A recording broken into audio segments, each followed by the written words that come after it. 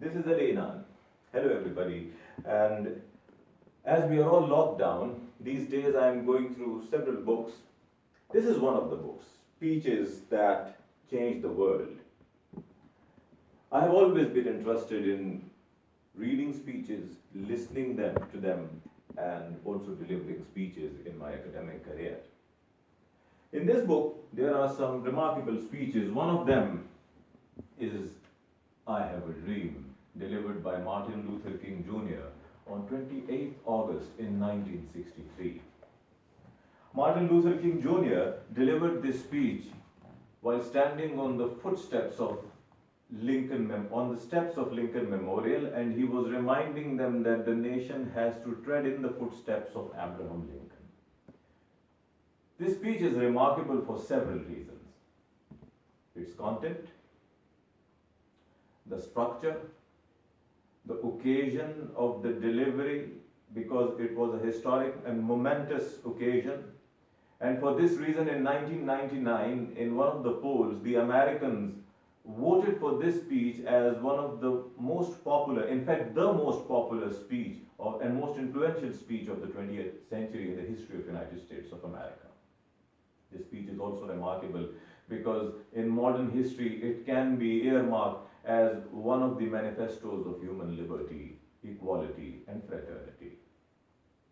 In 1963, when Martin Luther King Jr. delivered this speech, no one would have foreseen that what would be the impact of this speech.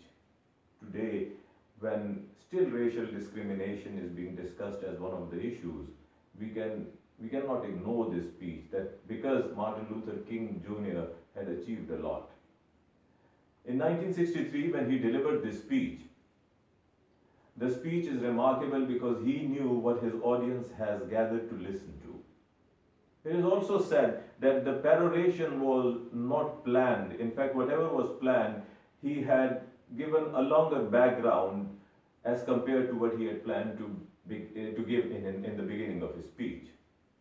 But that peroration was remarkable because by standing on the steps of the Lincoln Memorial, he referred to the great Americans, so the audience found it easier to relate it to Abraham Lincoln. He begins with the phrase 5 years ago, and after a few sentences, he continues to repeat 100 years later. This is the structural merit of this speech.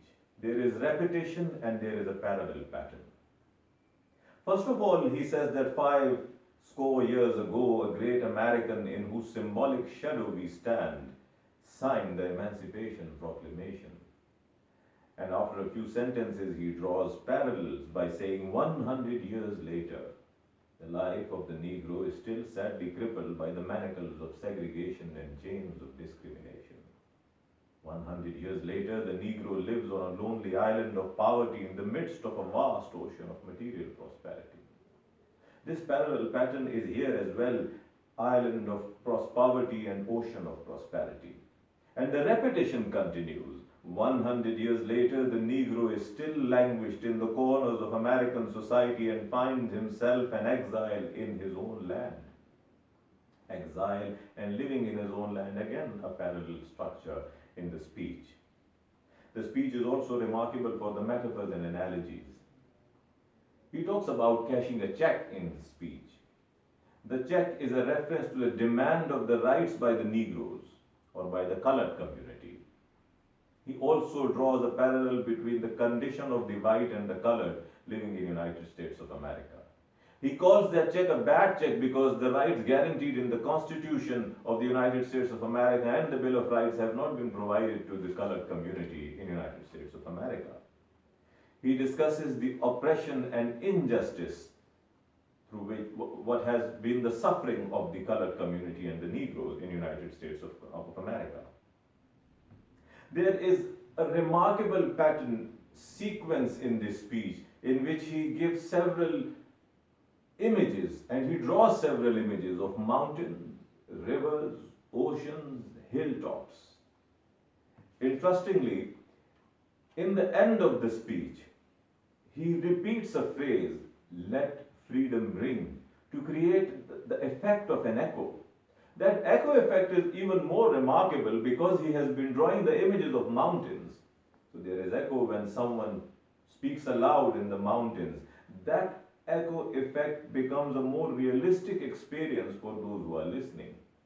They can easily associate it with several states to which he refers, either to Mississippi or to Alabama or to the North America or to South America. There are mountains, rivers, and oceans.